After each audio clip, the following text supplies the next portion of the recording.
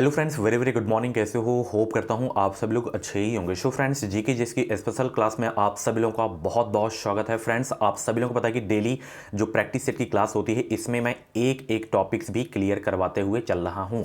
इनको आपको नोट करते हुए चलना है, इनसे क्वेश्चंस आने ही आने हैं एग्जाम में। ओके, तो चलिए फटाफट क्लास को स्टार्ट करते हैं। इसकी पीडीएफ भी आपको हमारे टेलीग्राम चैनल पर मिल जाएगी। टेलीग्राम चैनल का नाम है एजुकेशन विद साहिल। इस वीडियो के डिस्क्रिप्शन बॉक्स में लिंक है, फटाफट ज्वाइन हो जाएं। वहां पे बीएड की छोटी छोटी अपडेट आपको मिलती रहती हैं। चलिए, यहाँ पे डेली क्लासेस का टाइमिंग आप सब लोग देख सकते हैं।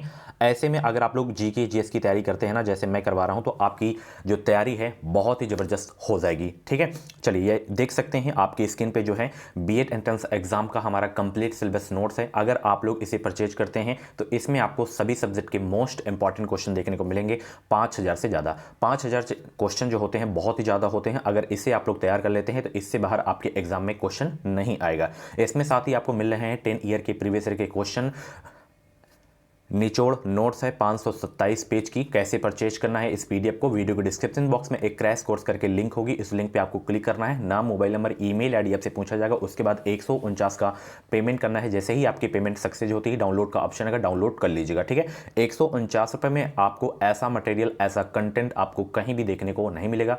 तो वीडियो के डिस्क्रिप्शन बॉक्स में लिंक है, फटाफट परचेज करें। सरकारी सीट लेना है तो। ठीक है, चलिए एचडी प्लान वाली वीडियो अगर आप लोग नहीं देखें तो जाके देखिए जरूर से जरूर, और प्ले लिस्ट में आपको ऐसे देखने को मिलेगी। ठीक है, सारी की सारी क्लासेस। ये इंस्टाग्राम की प्रोफाइल है। कुछ भी बीएड से रिलेटेड या टीचिंग से रिलेटेड डाउट्स है आपके मन में, तो आप लोग यहाँ पे आप लोग हमसे बातचीत कर सकते हैं। ठीक है, चलिए आज का नया टॉपिक है। अभी मैं 50 क्वेश्चन भी सॉल्व करवाऊंगा। ठीक है, प्रमुख संगठन और उनके मुख्यालय, इनसे क्वेश्चन आना ही आना है। एक क्वेश्चन लिख लीजिएगा। ठीक है, जैसे अंतर्राष्ट्रीय मुद्रा कोष, जिसे आईएमएफ बोलते हैं, इंटरनेशनल मॉनेटरी फंड। ठीक है, इसका फुल फॉर्म आपको भी याद रखना है, अंतर्राष्ट्रीय मुद्रा कोष, IMF, international monetary fund.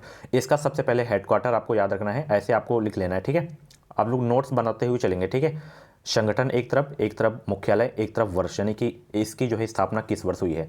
IMF की अगर हम बात करें तो इसका जो मुख्यालय है वंशी गठन में है, और इसकी स्थापना 1945 में हुई। ठीक है, एक एक पॉइंट नोट करना है। उसके बाद वर्ल्ड बैंक यानी कि विश्व बैंक का मुख्यालय कहाँ पे है? वंशी गठन में है, एंड 1945 में इसकी भी स्थापना हुई थी। मोस्ट इंपॉर्टेंट पॉइंट है ये। ठीक है, अंतर्राष्ट्रीय संगठन से पिछली बार भी क्वेश्चन पूछा गया है, उसके पहले भी पूछा गया है 21 में भी, और इस बार भी पूछा जाएगा। तो इसको नोट्स कर लीजिएगा, नोट जरूर कर लीजिएगा अपनी नोट्स में। ठीक है, और यहाँ से एक प्यारा सा क्वेश्चन बन रहा है, आईएमएफ और वर्ल्ड बैंक को जुड़वा बहन के नाम से भी जाना जाता है। ठीक है, ये भी आपको याद रखना है। ठीक है, चलिए अगला प्रश्न, खाद्य एवं कृषि संगठन FAO, इसका जो मुख्यालय है रोम में है, और इसकी स्थापना 1945 में हुई थी। उसके बाद विश्व व्यापार संगठन यानी कि WTO, वर्ल्ड ट्रेड ऑर्गेनाइजेशन, इसका मुख्यालय है जिनेवा में, और इसकी स्थापना हुई थी 1950 में। ये इंपॉर्टेंट है। ठीक है, उसके बाद विश्व स्वास्थ्य संगठन WHO, WTO WHO यानी कि वर्ल्ड हेल्थ ऑर्गेनाइजेशन, इसका मुख्यालय जिनेवा में है। इन दोनों का मुख्यालय जिनेवा में है, और इसकी स्थापना 1948 में हुई। ठीक है, उसके बाद गेट का मुख्यालय है जिनेवा में, इसकी स्थापना हुई थी 1947 में। रेड क्रॉस जिनेवा में इसका मुख्यालय है, 1863 में इसकी स्थापना हुई थी। ठीक है, अब जो इसमें इंपॉर्टेंट है आपका ये वाला, एशियाई विकास बैंक, एशियन डेवलपमेंट बैंक, इसका मुख्यालय है मनीला में, और इसकी स्थापना हुई थी 1966 में। उसके बाद सार्क का याद रखना है। ठीक है, इसका मुख्यालय है काठमांडू में, और इसकी स्थापना हुई थी 1985 में। इसमें सदस्य देशों की संख्या कितनी है? 8 है। आप लोग कमेंट करें, सार्क में कितने सदस्य देश हैं? सार्क में कितने सदस्य देश हैं? 8। इसमें भारत भी शामिल है, नोट कर लीजिए। सार्क में जो 8 देश हैं, भारत हो गया आपका यानी कि इंडिया हो गया, और पाकिस्तान हो गया, बांग्लादेश हो गया, श्रीलंका हो गया, नेपाल हो गया, भूटान हो गया, एंड मालदीव हो गया। तो यही 8 देश हैं। ठीक है, भारत, पाकिस्तान, बांग्लादेश, श्रीलंका, नेपाल, भूटान, मालदीव। ठीक है, चलिए नोट कर लीजिएगा, जितने भी पॉइंट्स बता रहा हूँ इनको नोट करते हुए चलना है। उसके बाद ओपेक का याद रखना है। ठीक है, ओपेक, ये इसका मुख्यालय है वियना में, इसकी स्थापना हुई थी 1960 में। इंटरपोल याद रखना है, पेरिस इसका मुख्यालय है, 1923 में इसकी स्थापना हुई थी। ये बहुत पूछा जाता है। अंतर्राष्ट्रीय न्यायालय का मुख्यालय कहाँ पे है? द हेग में है, एंड इसकी स्थापना हुई थी 1946 में। यूएनओ न्यूयॉर्क में है, इसकी स्थापना हुई थी 1945 में। ठीक है, यूएनओ का फुल फॉर्म सभी लोग कमेंट करेंगे, फुल फॉर्म क्या होता है? यूएनओ का फुल फॉर्म बताएं सब लोग। United Nation Organization. चलिए अब इसके बाद आपको याद रखना ये वाले का, यूनेस्को का, ठीक है। यूनेस्को का जो मुख्यालय है पेरिस में है एंड इसकी स्थापना हुई थी 1946 में। यूनिसेफ भी याद रखना है, इसका मुख्यालय न्यूयॉर्क में है, 1946 में इसकी भी स्थापना हुई थी। इसरो याद रखना है, ये भारत वाला नहीं है, उसकी स्थापना 1969 में हुई थी, बंगलुरु में इसका मुख्यालय है, ठीक है। ये इसरो ई से शुरू होता है, वो इसरो आपका जो है आई से शुरू होता है, ठीक है। चलिए, इसका पेरिस में है आपका। आसियान बहुत पूछा जाता है, जकार्ता में इसका मुख्यालय है, 1967 में इसका स्थापना हुई थी। नाटो याद रखना है, नाटो में सदस्य देशों की संख्या कितनी है, 20 है, और ब्रुसेल्स इसका मुख्यालय है 1949 में, ठीक है, स्थापना हुई थी। कॉमनवेल्थ याद रखना है, लंदन जिसे राष्ट्रमंडल के नाम से जाना जाता है 1926 हो जाएगा, ठीक है, बाकी इंपॉर्टेंट नहीं है। चलिए, अब हम 50 क्वेश्चन सॉल्व करेंगे फटाफट। गुड मॉर्निंग भाई, एक बार सभी को फिर से, वीडियो को लाइक नहीं किए तो प्लीज़ वीडियो को लाइक कर दो। 2023 में बेहतरीन अंकों के साथ अगर आपको बीएड करना है, सरकारी सीट लेना है, 250 प्लस अंक अगर आपको प्राप्त करना है तो इस चैनल को सब्सक्राइब करें। इस चैनल से आपको निश्चित ही मदद मिलेगी। और क्रैश कोर्स भी आप लोग जरूर से जरूर परचेज कर लीजिएगा, बहुत ही हेल्पफुल है हमारा क्रैश कोर्स। हज़ारों स्टूडेंट परचेज कर चुके हैं, तो आप लोग भी परचेज कर लीजिएगा। बाकी डेली क्लासेस होती हैं, हिंदी टॉपिक वैसी क्लास को अगर आप लोग नहीं देखें तो जाके प्ले लिस्ट में जाइए, सारी की सारी क्लासेस हो रही हैं, उनसे आप लोग नोट्स बनाइए अपनी, ठीक है। चलिए, पहला प्रश्न है, वायु की आर्द्रता किस उपकरण से जो है मापी जाती है? बताएं सब लोग, वायु की आर्द्रता किस उपकरण से मापी जाती है? मोस्ट इंपॉर्टेंट क्वेश्चन है आपके एग्जाम के लिए, सभी लोग जवाब देने का प्रयास करेंगे। पहला का राइट आंसर क्या हो जाएगा? देखिए, बैरोमीटर से वायुमंडलीय दाब मापा जाता है, सीस्मोमीटर जिसे सीस्मोग्राफ के नाम से भी जाना जाता है, इससे भूकंप की तीव्रता मापा जाता है, हाइग्रोमीटर से जो है वायु की आर्द्रता मापी जाती है। पहला का बी आपका बिल्कुल करेक्ट हो जाएगा, ठीक है। हाइड्रोमीटर बचाएं, हाइड्रोमीटर बताएं आप लोग, हाइड्रोमीटर जो है ये किसे मापता है? बताएं सब लोग। गुड मॉर्निंग भाई, हाइड्रोमीटर बताएं क्या मापता है? ये द्रवों का आपेक्षिक घनत्व मापा जाता है, इससे क्या मापा जाता है? द्रवों का आपेक्षिक घनत्व मापा जाता है, ठीक है। तो इस क्वेश्चन का बी आपका बिल्कुल करेक्ट हो जाएगा। गैम्बिट शब्द किससे संबंध है? बताएं सब लोग, इनसे प्रश्न आते हैं। स्पोर्ट्स से, किसका संबंध किससे है? गैम्बिट शब्द का संबंध किससे है, किस खेल से है? बताएं सब लोग, हर प्रश्न का जवाब आप लोग दिया करें। तो इसका संबंध हो जाएगा शतरंज से, ठीक है। चलिए आगे चलते हैं। अगला प्रश्न, एक वयस्क मानव में कुल अस्थियों की संख्या कितनी होती है? एक वयस्क मानव में कुल अस्थियों की संख्या कितनी होती है? 3 का जवाब देने का प्रयास करेंगे, 206 होती हैं, ठीक है। चलिए, सांची का महान स्तूप है किस राज्य में? बताने का प्रयास करेंगे, सांची का महान स्तूप है किस राज्य में? अशोक द्वारा बनवाया गया था, ये है मध्य प्रदेश में, ठीक है। बी आपका बिल्कुल करेक्ट हो जाएगा। मैं बता दूं, जितने भी राज्य हैं उनकी राजधानी आपको पता होना चाहिए एंड वहाँ के राज्यपाल, वहाँ के मुख्यमंत्री कौन है, ये आपको पता होना चाहिए। हाल ही में अभी 8 राज्यों के राज्यपाल चेंज हुए हैं, तो उनके नाम आपको पता होने चाहिए। ये करंट अफेयर की क्लास में करवा दूंगा। जैसे आंध्र प्रदेश, मध्य प्रदेश, अरुणाचल प्रदेश, उत्तर प्रदेश। उत्तर प्रदेश की राजधानी है लखनऊ, और लखनऊ किस नदी के किनारे स्थित है? गोमती नदी के किनारे स्थित है। अरुणाचल प्रदेश की राजधानी ईटानगर, मध्य प्रदेश की भोपाल, और आंध्र प्रदेश की हाल ही में अभी राजधानी में परिवर्तन किया गया है। तो बताएं क्या है राजधानी सी? कमेंट बॉक्स में छापेंगे सब लोग। चलिए, कालानौर में राज्याभिषेक के समय अकबर की आयु कितनी थी? बताएं सब लोग, कालानौर में राज्याभिषेक के समय अकबर की आयु कितनी थी? सभी लोग जवाब देने का प्रयास करेंगे। 5 का राइट आंसर क्या हो जाएगा? 13.25 वर्ष, ठीक है। 5 का ए आपका बिल्कुल करेक्ट हो जाएगा। चलिए, आर्य सभ्यता में मनुष्य के जीवन के आयु के आरोही क्रमानुसार निम्नलिखित चरणों में से कौन सा विकल्प सही है, इसमें आपको बताना है। 6 का जवाब देने का प्रयास करेंगे। वीडियो को यार लाइक नहीं करते आप लोग, प्लीज़ वीडियो को लाइक करो और शेयर करो, ताकि और सारे लोग ज्वाइन हो सकें, वो भी अपनी बिल्कुल फ्री में तैयारी कर सकें। और जितना भी बीएड एग्जाम का सिलेबस है, पूरा सिलेबस मैं कंप्लीट कराऊंगा इसी चैनल पे।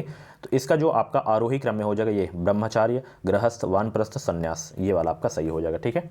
चलिए, किसने कहा था कि स्वराज मेरा जन्म सिद्ध अधिकार है और मैं इसे लेकर रहूंगा? बहुत ही जबरदस्त प्रश्न है, कतई जहर वाला प्रश्न है, तो इसे आप लोग जरूर से जरूर नोट करिएगा। बाल गंगाधर तिलक कहे थे। 7 का आपका बी वाला बिल्कुल करेक्ट हो जाएगा। बाल गंगाधर तिलक, जिसे बीजी तिलक शॉर्टकट में बोलते हैं, ठीक है, बीजी तिलक, ठीक है। स्वराज मेरा जन्म सिद्ध अधिकार है, मैं इसे लेकर रहूंगा, बाल गंगाधर तिलक बोले थे, ठीक है। चलिए, चरक किसके दरबार में प्रसिद्ध चिकित्सक था? बताएं सब लोग, जबरदस्त प्रश्न है। चरक किसके दरबार में प्रसिद्ध चिकित्सक था? 8वां का जवाब देने का प्रयास करेंगे।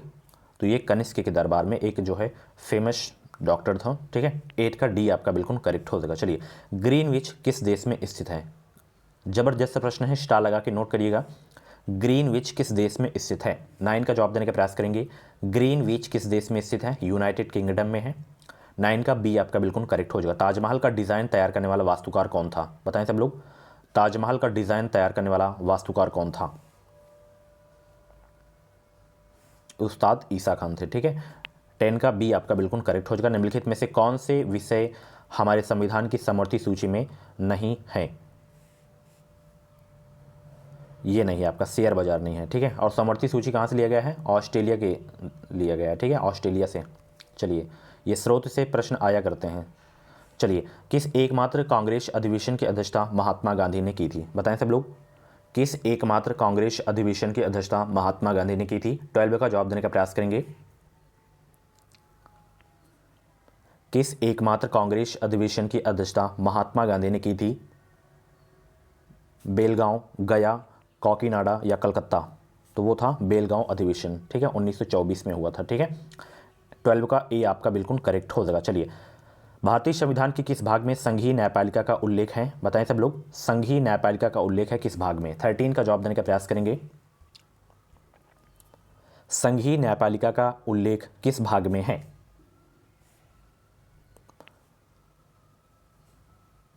भाग 5 में है। ठीक है, चलिए, 13 का डी आपका बिल्कुल करेक्ट हो जाएगा। संतोष ट्रॉफी का संबंध किससे है? मोस्ट इंपॉर्टेंट क्वेश्चन आपके एग्जाम के लिए, संतोष ट्रॉफी का संबंध किससे है बताने का प्रयास करेंगे सब लोग। संतोष ट्रॉफी का संबंध किससे है? फुटबॉल से है। ठीक है, जबरदस्त प्रश्न था। चलिए, ये आ गया ना प्रश्न, अभी मैंने करवाया, आपके सामने है। तो बस एक विश्वास के साथ आप लोग हमारे चैनल से जुड़े रहें। इस चैनल से मैं आपको बार बार कहता हूं कि निश्चित ही मदद मिलेगी। पिछले 3 वर्ष से हम लोग तैयारी करा रहे हैं, हर वर्ष शानदार बेहतरीन रिजल्ट हम लोग देते हैं। तो ये देखिए, प्रश्न आ गया है, यूनेस्को का मुख्यालय कहाँ है? यूनेस्को का मुख्यालय अभी मैंने बताया था पेरिस में है। ठीक है, आ गया ना अंतर्राष्ट्रीय संगठन से प्रश्न। तो एक विश्वास के साथ जुड़े रहें, मैं जो भी टॉपिक्स करवाऊंगा उनसे प्रश्न आपके एग्जाम में 100% आएंगे। ठीक है, तो इसी बात पे वीडियो को लाइक करो, शेयर करो और चैनल को सब्सक्राइब जरूर कर लो। चलिए, पिंपरी निम्नलिखित के लिए प्रसिद्ध है। पिंपरी निम्नलिखित के लिए प्रसिद्ध है। और जितनी भी मैं हिंदी की टॉपिक वैसी क्लास ले चुका हूं, उनसे प्रश्न आपको हर प्रैक्टिस सेट की क्लास में देखने को मिलते हैं। पिंपरी निम्नलिखित के लिए प्रसिद्ध है। किसके लिए प्रसिद्ध है? पेनिसिलिन फैक्ट्री के लिए प्रसिद्ध है। और जितना मैं हिंदी में जीके में करवा दूंगा, अगर आप लोग उतना कर लेते हैं, नोट्स बना लेते हैं, तो 100% उससे बाहर नहीं आएगा, ये मेरी गारंटी है। चाहे करंट अफेयर ले लो, चाहे स्टैटिक जीके ले लो, कुछ भी ले लो, जितना मैं मैटर दूंगा उतना आपको तैयार करना है, रिवीजन करना है बाकायदे। ठीक है, ये नहीं केवल वीडियो आपको देखना है, वीडियो केवल आपको नहीं देखना है, नोट्स बनाना है प्रॉपर आपको। ठीक है, वीडियो देख के आप लोग कई महीनों तक नहीं याद रख सकते हैं कोई चीज़ें, ना मैं ना आप। तो प्रॉपर आप नोट्स बनाइए, उसे रिवीजन करिए हफ्ते में, जो मैं स्टडी प्लान में आपको बताया हूँ, तभी आपको सरकारी सीट मिलेगी। ऐसे नहीं मिलेगी केवल वीडियो देखने से। ठीक है, टोरंटो निम्नलिखित में से मेल खाता है किससे? तो ये देखिए, ध्यान रखिएगा, एक चक्रवात है, ये इससे ही मेल खाता है। ठीक है, 17 का ए आपका बिल्कुल करेक्ट हो जाएगा। टिहरी डैम किस नदी पर स्थित है? देखिए, टिहरी जो है ये भारत का सबसे ऊंचा बांध है। टिहरी जो है सबसे ऊंचा बांध है, उत्तराखंड में है। ये किस नदी पर स्थित है ये आपको बताना है, तो ये भागीरथी नदी पर है। ठीक है, अगर पूछे भारत का सबसे लंबा बांध कौन सा है, तो वो आपका हीराकुंड बांध, वो किस नदी पर है? महानदी पर है। ठीक है, चलिए आगे चलते हैं। सिंधु नदी का उद्गम स्थल कहाँ है? बताएं सब लोग, सिंधु नदी का उद्गम स्थल कहाँ है? मोस्ट इंपॉर्टेंट क्वेश्चन है। आज की क्लास बहुत ही जबरदस्त हो गई है, वीडियो को लाइक करते रहें दबा के, उसमें कोई संकोच न करें। सिंधु नदी का उद्गम स्थल कहाँ है? मानसरोवर झील से है। ठीक है, 19 का सी आपका बिल्कुल करेक्ट हो जाएगा। रेशम का कीड़ा अपने जीवन चक्र के किस चरण में वाणिज्यिक तंतु पैदा करता है? और रेशम का कीड़ा कई किलोमीटर से अपनी मादा को पहचान लेता है, न अपनी मादा को पहचान लेता है। ठीक है, ये भी आपको याद रखना है। लार्वा आपका सही हो जाएगा इसमें। ठीक है, उच्चतम न्यायालय के न्यायाधीशों की संख्या में वृद्धि करने की शक्ति किसके पास है? बहुत ही जबरदस्त प्रश्न है आपके एग्जाम के लिए। तो ये है शक्ति जो है संसद के पास है, पार्लियामेंट के पास। ठीक है, 21 का ए आपका बिल्कुल करेक्ट हो जाएगा। 1916 में Akhil Bharatiya home rule league की स्थापना किसने की? 1916 में Akhil Bharatiya home rule league की स्थापना किसने की थी? तो इसकी स्थापना की गई थी श्रीमती एनी बेसेंट के द्वारा। ऑप्शन इसका बी वाला बिल्कुल करेक्ट हो जाएगा। एक्सरे का आविष्कार किसने किया था? बताएं सब लोग, कतई जहर वाला प्रश्न है। एक्सरे का आविष्कार किसने किया था? तो ध्यान रखिएगा, एक्सरे का आविष्कार किया गया था रॉयटेंजन के द्वारा। ठीक है, 23 का आपका बी वाला बिल्कुल करेक्ट हो जाएगा। चलिए, स्वतंत्रता प्राप्ति के समय भारतीय राष्ट्रीय कांग्रेस का अध्यक्ष कौन था? बताने का प्रयास करेंगे। स्वतंत्रता प्राप्ति के समय भारतीय राष्ट्रीय कांग्रेस का अध्यक्ष कौन था? 24 का जवाब देने का प्रयास करेंगे। जेबी कृपलानी जी थी। 24 का डी आपका बिल्कुल करेक्ट हो जाएगा। सिंधु घाटी सभ्यता की लिपि कौन सी थी? सिंधु घाटी सभ्यता की लिपि कौन सी थी? अज्ञात थी, मतलब अभी तक पढ़ी नहीं जा सकी है ये, ठीक है। चलिए 25 का सी आपका बिल्कुल करेक्ट हो जाएगा। सत्याग्रह के 3 प्रमुख स्वरूप कौन से हैं? बताएं सब लोग, सत्याग्रह के 3 प्रमुख स्वरूप कौन से हैं? सत्याग्रह के 3 प्रमुख स्वरूप कौन से हैं? 26 का जवाब देने का प्रयास करेंगे तो असहयोग हो जाएगा, सविनय अवज्ञा तथा बहिष्कार हो जाएगा। असहयोग आंदोलन की शुरुआत 1920 में हुई थी। सविनय अवज्ञा आंदोलन की शुरुआत कब हुई थी? कमेंट बॉक्स में छापेंगे सब लोग। चलिए, मानव शरीर की कौन सी ग्रंथि जो है पीयूष ग्रंथि से हार्मोनों के रिसाव को नियंत्रित करती है? वो कौन सी ग्रंथि है? सभी लोग जवाब देने का प्रयास करेंगे। Hypothalamus, thyroid, thymus, adrenal. 27 का जवाब देने का प्रयास करेंगे तो वो हाइपोथैलेमस है। 27 का ई आपका बिल्कुल करेक्ट हो जाएगा। चलिए, पुरानी और नष्ट प्रायः लाल रक्त कणिकाएं कहाँ नष्ट हो जाती हैं, यानी कि आरबीसी जो है कहाँ नष्ट हो जाती हैं, आपको बताना है। आरबीसी कहाँ नष्ट हो जाती हैं? सभी लोग जवाब देने का प्रयास करेंगे। 28 का जवाब देने का प्रयास करेंगे तो ये प्लीहा में नष्ट हो जाती हैं, ठीक है। 28 का ए आपका बिल्कुल करेक्ट हो जाएगा, ठीक है। चलिए आगे चलते हैं। आरबीसी का जीवन काल कितना होता है? कल की क्लास में करवाया था, तो आप लोग कमेंट बॉक्स में छापेंगे और आरबीसी का फुल फॉर्म भी बताएंगे आप लोग। चलिए अगला प्रश्न है, ब्याज सहायता भोजन में निर्यातकों को डॉट डॉट द्वारा सब्सिडी दरों वाले कर्ज की उपलब्धता होगी? सरकार, डाकघर, बैंक, मार्केट। 29 का जवाब देने का प्रयास करेंगे तो बैंक द्वारा सब्सिडी दरों वाले कर्ज की उपलब्धता होगी। बैंक आपका सही हो जाएगा, ठीक है। चलिए आगे चलते हैं। क्रिस्टियानो रोनाल्डो किस खेल से संबंधित हैं? क्रिस्टियानो रोनाल्डो किस खेल से संबंधित हैं? सभी को पता होगा, ये फुटबॉल से इनका संबंध है, ठीक है। 30 का बी आपका बिल्कुल करेक्ट हो जाएगा। पंजाब में ब्लू स्टार ऑपरेशन किस वर्ष हुआ था? पंजाब में ब्लू स्टार ऑपरेशन किस वर्ष हुआ था? 1982, 1984, 1953 या 1985? 31 का जवाब देने का प्रयास करेंगे। ब्लू स्टार ऑपरेशन किस वर्ष हुआ था? ब्लू स्टार ऑपरेशन किस वर्ष हुआ था? तो ये हुआ था आपका 1984 में, ठीक है। चलिए कहाँ हुआ था? पंजाब में हुआ था, ठीक है, अमृतसर में। पानीपत का प्रथम युद्ध कब हुआ था? तो देखिए पानीपत का जो प्रथम युद्ध हुआ था 1526 में हुआ था, ठीक है। किसके किसके बीच हुआ था? बाबर और इब्राहिम लोदी के बीच में हुआ था। और दूसरा जो हुआ था 1556 में हुआ था, अकबर और हेमू के बीच में हुआ था। तीसरा जो हुआ था वो 1761 में हुआ था, याद रखना है आपको, ठीक है। चलिए, गौतम बुद्ध का जन्म किस सन में हुआ था? बताएं सब लोग, गौतम बुद्ध का जन्म जो है किस सन में हुआ था? तो इनका जन्म जो है कब हुआ था? सभी लोग कमेंट बॉक्स में छापेंगे। गौतम बुद्ध का जन्म किस सन में हुआ था?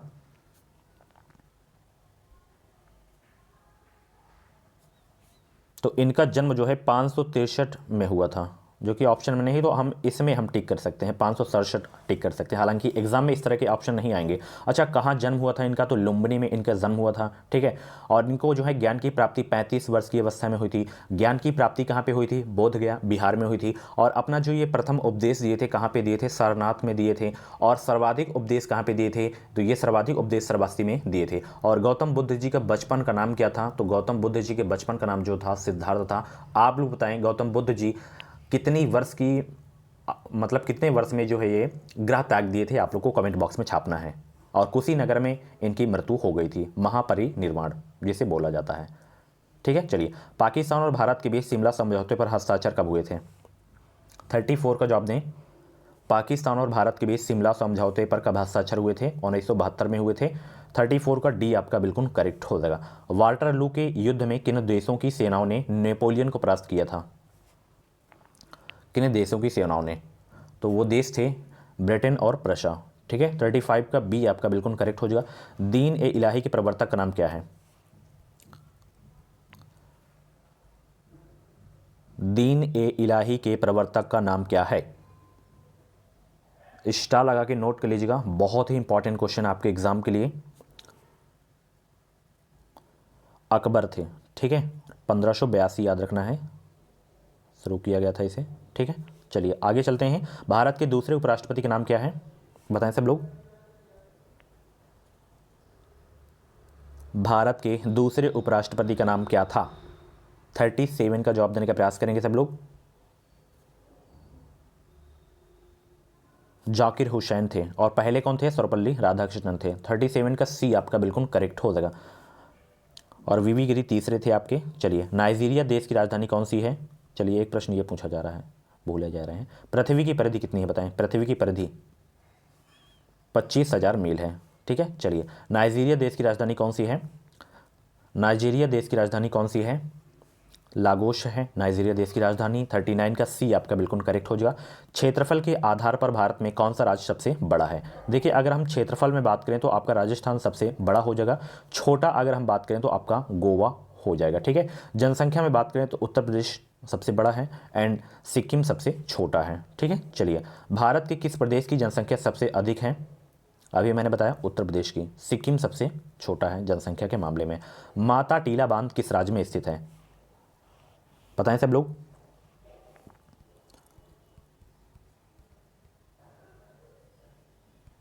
माता टीला बांध किस राज्य में स्थित है?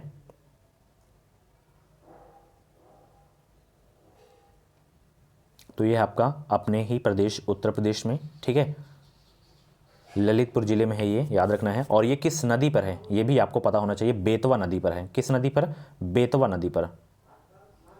ठीक है, चलिए आगे चलते हैं। भारत की सबसे ऊंची पर्वत चोटी कौन सी है? बताएं सब लोग। भारत की सबसे ऊंची पर्वत चोटी कौन सी है?